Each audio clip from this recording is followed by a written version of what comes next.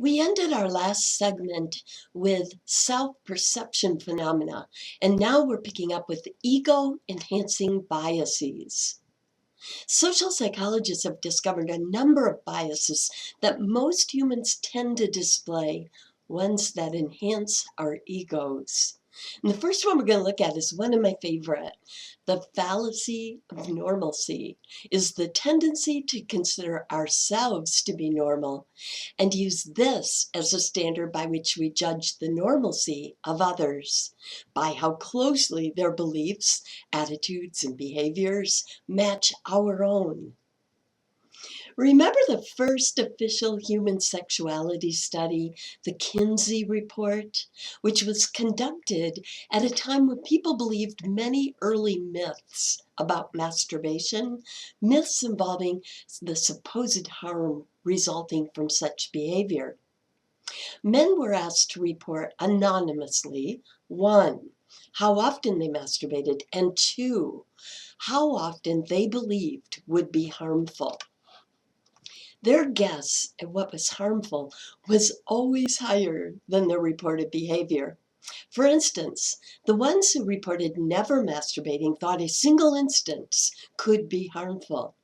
But the man who reported the most masturbating, 18 times a day, thought that one would have to do so probably 25 times a day to be harmful. Interestingly, this bias and the next we're going to look at are unusual because they are beneficial. Those who lack this bias, the fallacy of normalcy, are actually more vulnerable to anxiety disorders. There's a number of them, right? Like generalized anxiety disorder, panic disorder, phobias, obsessive compulsive disorder, Tourette's syndrome, and so on. So this is interesting because most biases are not functional, right? They're dysfunctional. They don't help us to understand the world better, and they don't help us to predict the world very well. But this fallacy of normalcy and the next one we're going to look at are actually beneficial. How do I love me? Let me count the ways. The Lake Wobegon effect in social psychology is the tendency to think we are better than average, better looking, more intelligent, more perceptive, less biased than others. Of course, only about 50% of people can be above average, statistically speaking, right? But far more than 50% of us think we are. The Lake Wobegon effect has been found in all diverse groups studied to date. No groups appear to be invulnerable, and this is always found at a rate of 70% or higher. 70-some% of students think they are smarter than the average student. 70-some% of business people think they are more savvy than the average business person. And 70% of professors think we profess better than the average professor. Where did this name, Lake Wobegon effect, come from? It comes from a phrase at the very beginning of Garrison Keillor's Prairie Home Companion radio show. It's about a rural town called Lake Wobegon, where all the children are claimed to be above average. Now, did you display the Lake Wobegon effect? I want you to take out questionnaire number 1. The items on your questionnaire were rated on a scale of 1 to 9, meaning that 5 is the mean or average. You scored your questionnaire by adding up your responses to each item and then dividing by the number of items for your average rating of yourself. So if your score is above 5, you showed the Lake Wobegon bias. Most likely 70-some% of you showed this bias, had a score of over 5. But this is, remember, the other unusual case where the bias actually benefits mental health. People who don't show this bias tend to be more vulnerable to mental health problems. Another ego-enhancing bias is the actor-observer bias or effect. We tend to discount the situation when judging others' negative behaviors, but not our own. And when judging our own positive behaviors, but not others. Let me repeat that. This is really important.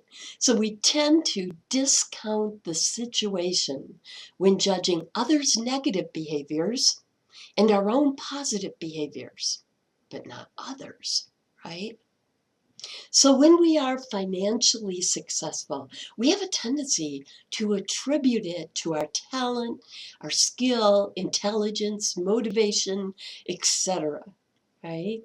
We discount the situation, are less likely to realize the role played by luck and resources and help we receive from others and other external situational causes.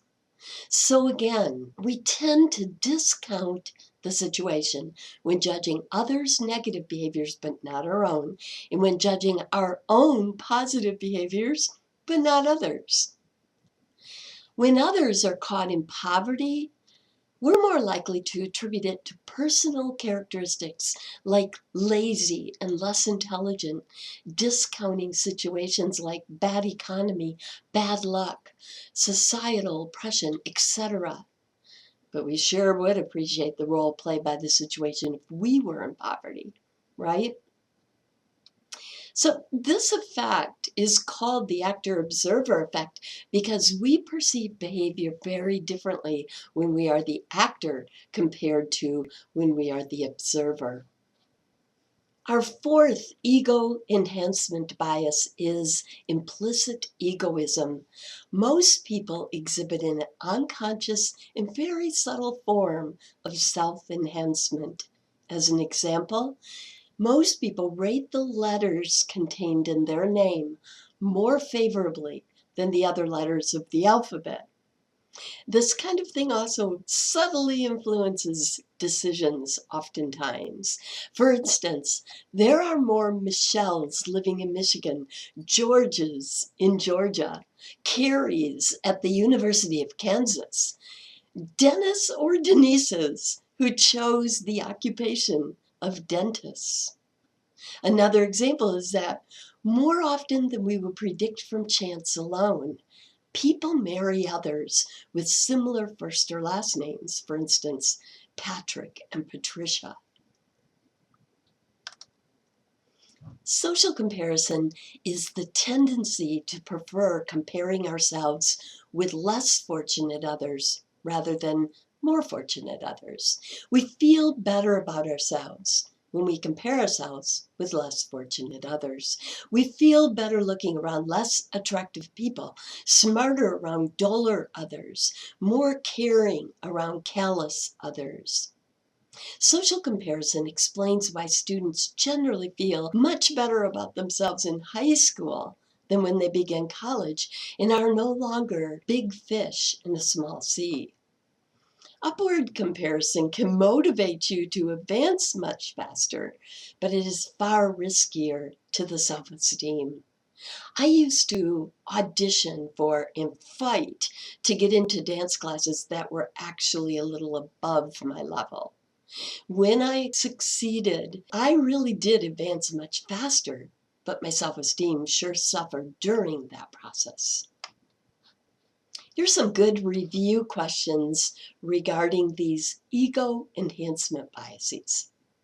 So this comic is an example of which one? Pause the video. And the answer is actor-observer effect.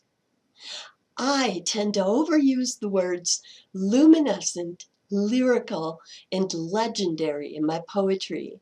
This is an example of which? And the answer is implicit egoism. My first name is Linda.